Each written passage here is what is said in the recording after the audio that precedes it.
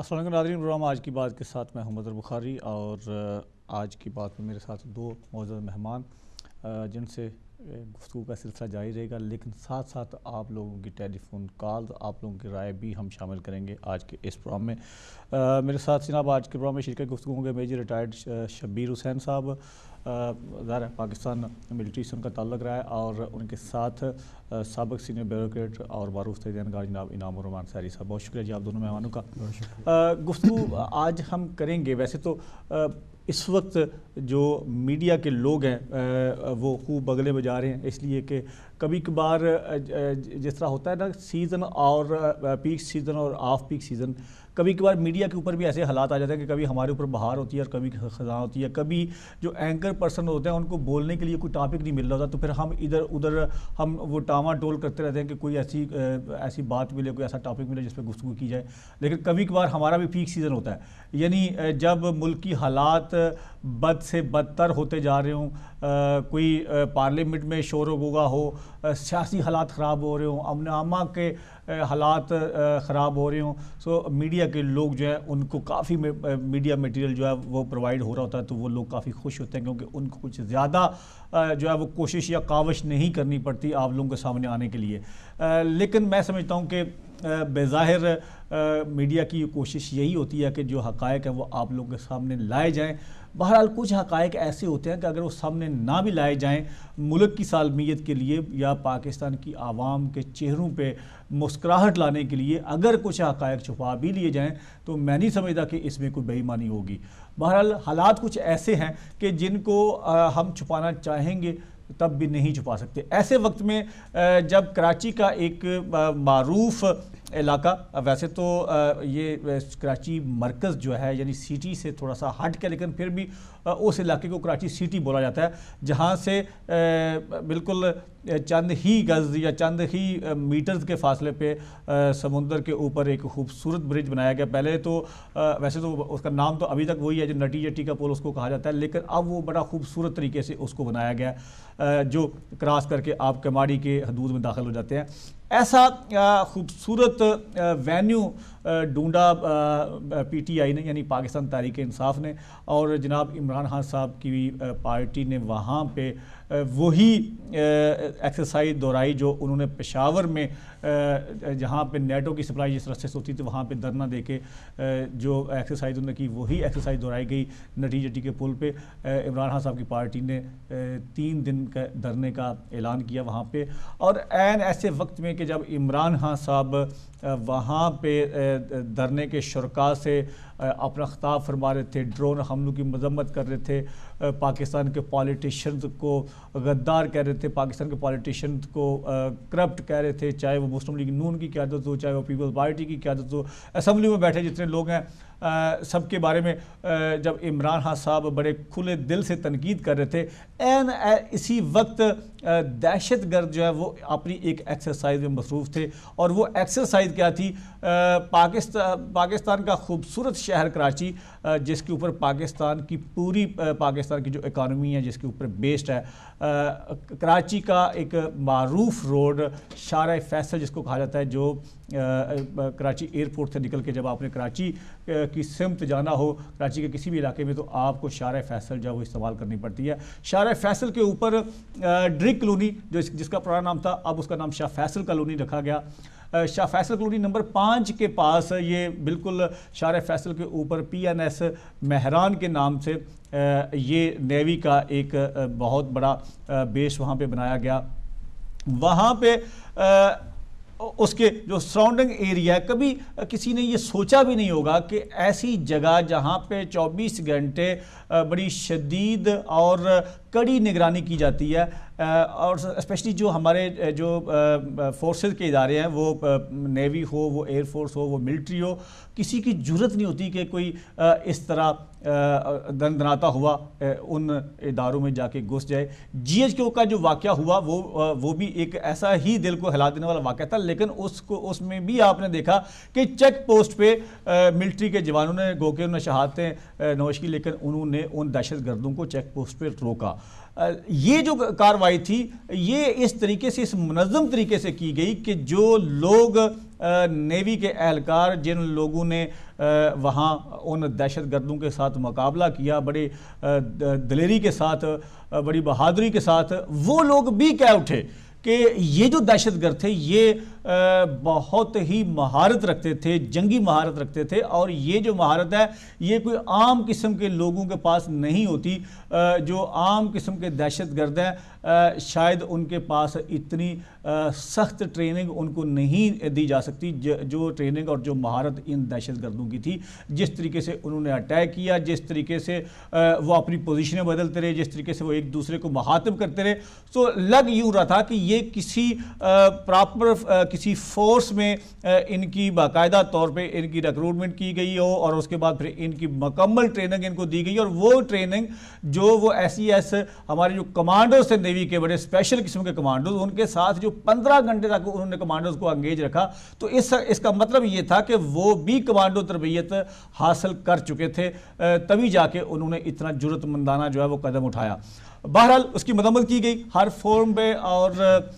ایسے وقت میں جب پاکستان کے پارلیمنٹ سے ایک متفقہ قرارداد منظور ہو چکی ڈرون اٹیک کے خلاف، امریکہ بہادر جو ہے وہ ابھی تک ہمارے اوپر انگلیاں اٹھا رہا ہے، ایسے وقت میں دہشت گردوں نے یہ جگہ کا انتخاب کیا تو کیوں کیا؟ اور ایسے وقت میں ہمارے جو خصوصی طور پہ وہ طیارے جو ہمارے پاس ایک بیش قیمت ہمارے جو اسٹریٹجک ہیں ان کو تباہ کرنے کی سازش کی گئی، تو کیوں کی گئی؟ یہ ایک ایسا مہمسہ ایک ابھی تک پوری قوم جو ہے اس مہمسے سے نہیں نکل سکی، بلکہ جو سیکورٹی فورسز کے لوگ ہیں وہ بیچارے بھی پریشان ہیں کہ یہ ہمارے ساتھ ہوا ہے تو ہوا کیوں؟ کیونکہ ابھی تک اسامہ بن لادن کی جو ہلاکت تھی اس کے سوالوں کا جواب ہمارے جو فورسز کے جو قیادت وہ نہیں دے سکی تھی قوم کو اور بیرونی دنیا کو۔ ابھی تک ہماری ایجنسیز کے اوپر سوالیہ نشان لگا ہوا تھا اسامہ بن لادن کے حوالے سے، اور ٹھیک یہ دوسرا جو ثانیہ ہوگا اس کے اوپر ایک اور سوالیہ نشان آ گیا کہ ہماری وہ فورسز، ہماری وہ ایجنسیز جن کے اوپر ملک کا 80% بجٹ ہم خرچ کرتے ہیں، جن فورسز کی وجہ سے ہمارے بچے جو اچھی تعلیم سے محروم ہیں، جن فورسز کی وجہ سے ہمارے جو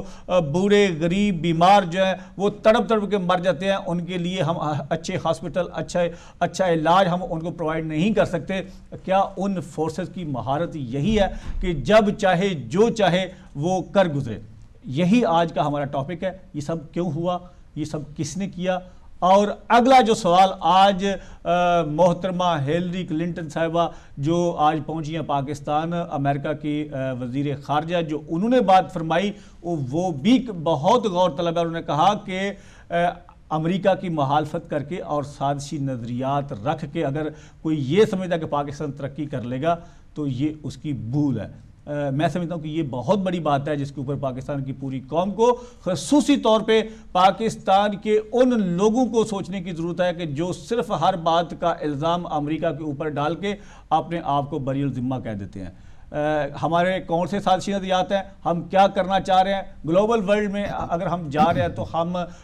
کون سے شوز پہن کے جا رہے ہیں، یہ ساری باتیں جو ہیں ہمارے لیے قابل غور ہے۔ میجر صاحب، ملٹری کے حوالے سے جب ہم بات کرتے ہیں تو ہمارا ایک جو کانسیپٹ ہے کہ ایک تو وہ ہیں جو چھاؤنی ہیں، کینٹس ہیں، جو یا پھر جو اس طرح کے بیسڈ ہیں، وہ نیوی کے ہوں، وہ ایئر فورسز کے ہوں یا وہ ملٹری کے ہوں، وہاں پہ جو سول لوگ ہیں ان کے لیے تو ایک تو ذرا ہمارے لیے تو ہم بڑا ایک مقدس پیشہ سمجھتے ہیں ان اداروں کو، اور ان اداروں کی بڑی قدر کرتے ہیں، لیکن جس طریقے سے منظم طریقے سے وہاں پہ سیکورٹی ہوتی ہے تو سول آدمی جب اس نے تو بیچارے نے کبھی جھانک کے بھی ادھر نہیں دیکھا، آپ آرام سے پاس سے گزر جاتے ہیں، کبھی کسی نے کوشش نہیں کی ادھر جھانکنے کی، کیونکہ ان کو پتا کہ یہ ایک الگ دنیا ہے، اس دنیا کی طرف دیکھنا بھی گناہ ہے، کیونکہ یہ اتنے منظم لوگ ہیں، اتنے اسپیشل ان کی ٹریننگ ہے۔ ایسے حالات میں اتنا مین شاہراہ اس کے اوپر نیوی، جہاں پہ پوری کی پوری جو پاکستان کی نیوی ہے وہ کراچی میں بیسڈ ہے، اور ایسے حالات میں جب آپ کی سیکورٹی کے اوپر انگلیاں اٹھائی جا رہی ہیں، سوالیہ نشان لگا ہوا ہے، آپ کے ایجنسیز کے لوگ، آپ کا چیف آف آرمی سٹاف، آپ کے نیوی اور ایئر فورس کے جو ہیڈ ہیں، وہ جا کے پارلیمنٹ میں جا کے ان ایم این ایز یا ان لوگوں کے سوالوں کے جوابات دے رہے ہیں جو کبھی جی ایچ کیو میں آ کے نیچے بیٹھ کے چائے پیتے ہیں آپ کے ساتھ۔ ایسے وقت میں یہ کوتاہی برتی گئی، غفلت کی گئی، کیا اس کو ہم کہیں گے؟ بسم اللہ الرحمن الرحیم. بخاری صاحب، سب سے پہلے اس میں تو کوئی شک کی بات نہیں ہے کہ یہ غفلت ہے. یہ اس کو آپ اور کچھ نہیں کہہ سکتے. یہ آپ نے اپنی ڈیوٹیز کو صحیح طرح سے سر انجام نہیں دیا. یہ ہو نہیں سکتا اگر آپ چوکنا ہوں. آپ کو پتہ ہے اس سے پہلے اسی مہینے میں، بلکہ اپریل میں 26 اور 28 کو نیوی کی 2 بسز بہت سے لوگ مرے، اور اس میں ایک ایسی بس تھی جو مہران سے نکل رہی تھی. اور آپ کو یہ بھی پتہ ہونا چاہیے کہ مہران جو ہے وہ بہت امپورٹنٹ بیس تھا ہمارے لیے، بیکاز آف P3C جو اورائن پلینز ہیں، جس کی وجہ سے، جس کو ہم اثاثہ کہہ رہے ہیں. 6.5 ارب روپے کا plane Pakistan under the circumstances تو افورڈ نہیں کر سکتا یہ ساری کی ساری چیزیں. اس پہ میں سب سے پہلے، اس میں کوئی شک نہیں ہے میرے ذہن میں کہ اس میں جو بھی لوگ اس کے رسپانسبل ہیں ان کی طرف سے غفلت کے وہ مرتکب ہوئے ہیں. انہوں نے مطلب they are responsible, they should be held responsible. اس میں کوئی شک نہیں ہونا چاہیے. لیکن بہت ساری اس کے علاوہ بہت ساری قباحتیں ہیں جو بیچ میں آتی ہیں ہمارے ہاں. جس طرح سے آپ نے پہلے بہت تفصیل سے ذکر کیا کہ شارع فیصل پہ ہے، یہاں پہ ہے. اگر آپ دیکھیں بدقسمتی سے اس کے ارد گرد بہت زیادہ جو ہے وہ سولین آبادی جو ہے بالکل انکروچ کر چکی ہوئی ہے due to so many reasons, commercial reason. جس طرح سے ایکسپینشن ہوئی ہے، جو لیک آف پلاننگ ہے ہمارے ملک میں، جو لیک آف ریسورسز ہیں، اس کی وجہ سے اب obviously پاکستان کے پاس اتنے پیسے نہیں ہیں کہ وہ اتنے بڑے بیسز کو اتنی آسانی سے کہیں اور لے کے جا سکے. کیونکہ آئی تھنک ہماری لیڈرشپ، چاہے وہ ملٹری لیڈرشپ ہے، چاہے وہ پولیٹیکل لیڈرشپ ہے یا بیوروکریسی ہے، ان میں یہ ویژن نہیں ہے، دور اندیشی نہیں ہے. وہ یہ نہیں سوچتے، اور جو بھی کام ہوتا ہے وہ ایڈہاکزم پہ ہوتا ہے ہمارے ہاں. اگر آپ پلان کریں، اسٹریٹجی بنائیں، اس کے بعد ان ساری چیزوں کو امپلیمنٹ کریں تو یہ چیزوں کو obviously روکا جا سکتا ہے. اور جس طرح سے آج کل کے حالات ہیں پاکستان میں فار دا لاسٹ 2 years اور سو، تو حالات بد سے بدتر ہوتے جا رہے ہیں. اور میرے اپنے اندازے کے مطابق 2015 تک، 2014 تک یہ حالات بد سے بدتر ہوتے جائیں گے. آپ کو، ہم سب کو پتہ ہے کہ کیا فورسز اس میں انوالو ہیں، کس کے جو ہیں اسٹیک ہیں، جو بھی کچھ ان کے انٹرسٹ ہیں. تو اس میں آپ کو اپنے گھر کو سیدھا کرنے کی ضرورت ہے. میرے خیال میں ہم اس میں کوئی شک نہیں ہے، بہت سی کانسپریسی تھیوریز کی ہم بات کرتے ہیں، لیکن بار بار بات وہیں پہ آ کے ختم ہوتی ہے کہ جب تک ہم اپنے گھر کو سیدھا نہیں کریں گے کوئی چیز صحیح نہیں ہوگی. تو آئی وڈ فیل، مطلب بینگ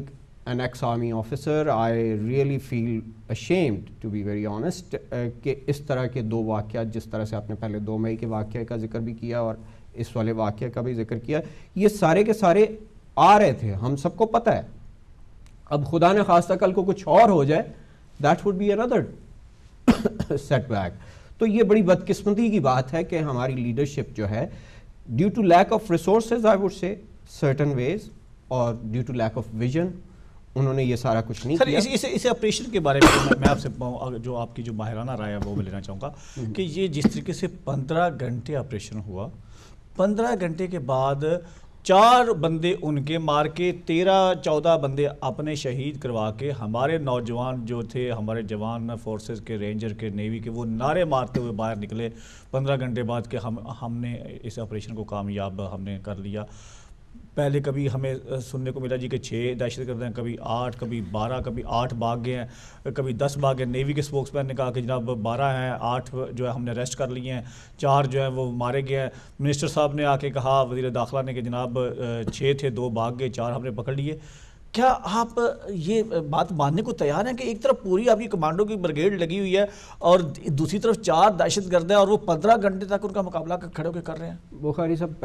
آئی ڈونٹ تھنک کہ کمانڈوز کی بریگیڈ لگی ہوئی تھی. SSG کے جوان جو ہیں وہ تقریباً 4 بجے صبح کے وقت وہاں پہ پہنچے ہیں اسلام آباد سے، جو SSG کے لوگ ہیں. باقی نیول فورسز یا رینجرز کے جو جوان تھے یا پولیس والوں کو تو انہوں نے اس وقت اندر جانے نہیں دیا. وہ سارے کے سارے لگے تھے. میرے خیال میں they were not prepared, they did not really realize کہ کیا ہو رہا ہے اندر سارے کا سارا. اور وہ جس اتنی سینسٹیوٹی ہے، جس طرح آپ نے کہا کہ جو ہمارے جو مہنگے ترین طیارے وہاں پہ کھڑے ہیں اور وہاں پہ ہمارے، اس میں کوئی شک کی بات نہیں ہے. وہ تو میں نے بالکل آپ سے پہلے کہا کہ اس میں غفلت ہے، اور اس کے جو بھی لوگ رسپانسبل ہیں ان کو کٹہرے تک لانا چاہیے اور ان کا احتساب ہونا چاہیے، اس میں کوئی شک کی بات نہیں ہے. ٹھیک ہے. لیکن جہاں تک آپ نے کہا کہ اتنے 4 لوگ تھے، یہ دز اے کنفیوژن. آبویسلی آپ نے خود ہی دیکھا ہے، خبروں میں بھی دیکھا ہے، کہیں پہ 12 لوگوں کا ذکر ہوتا ہے، کہیں پہ 20 کا ذکر ہوتا ہے. بدقسمتی سے کوئی چیز باہر نہیں آ رہی. There must be some reasons. کچھ ایسی چیزیں ہیں جو گورنمنٹ چھپا رہی ہے، کچھ ایسی چیزیں ہیں جو شاید وہ بعد میں لے کے آئے، لیکن کچھ جو انویسٹیگیشن سامنے آئی ہے، جو جہاں تک میرے علم میں ہے کچھ ایسی چیزیں، اس میں یہ ہے کہ جو 4 لوگ مرے ہیں اس میں سے 2 جو ہیں وہ ازبک ہیں، دے آر ناٹ پاکستانیز، اور ایک بلوچی ہے. چوتھے کا بھی وہ ازبک یا ابھی تک اس کا کنفرمیشن نہیں ہے. باقی کتنے لوگ بھاگے ہیں، اب جو آئی وٹنسز ہیں وہ ڈفرینٹ اکاؤنٹس آپ کو نظر آتے ہیں وہاں پہ. آپ اگر چینلز پہ بھی دیکھیں، آپ اخباروں میں بھی پڑھیں، تو بہت سے لوگوں کے ڈفرینٹ اکاؤنٹس ہیں کہ اتنے لوگ بھاگے ہیں، راکٹ لانچرز کے ساتھ بھاگے. لیکن اس پہ آپ ایک چیز کو سامنے ضرور رکھیں کہ یہ جتنے بھی لوگ تھے یہ ایک اسپیسیفک پرپز کے ساتھ آئے تھے، ان کا ایک آبجیکٹو تھا. انہوں نے کسی بھی ظاہر ہے کہ بندے بعد میں تو جناب وہاں پہ وہ صدر میں جا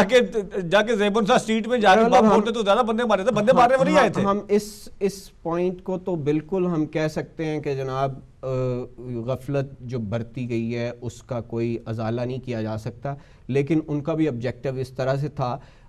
لیکن دوسری جانب یہ جو نیوی کے لوگوں نے سب سے پہلا کام کیا، ان کا آبجیکٹو جو تھا وہ چائنیز کو بچانا تھا. دیکھیں انہوں نے اس کے بعد چائنیز کو یرغمال بنانا تھا because of what is going on in the region at the moment. جو کچھ آپ گوادر کا چائنا کے ساتھ جو ہمارا سلسلہ چل رہا ہے، جو انرجی ریسورسز کی بات ہے، لمبی باتیں ہیں وہ ساری کی ساری. ٹھیک ہے، میرے صاحب گفتگو کا سلسلہ جاری رہے گا. ایک چھوٹا سا وقفہ لیں گے جی، دوبارہ پھر ہم حاضر ہوتے ہیں.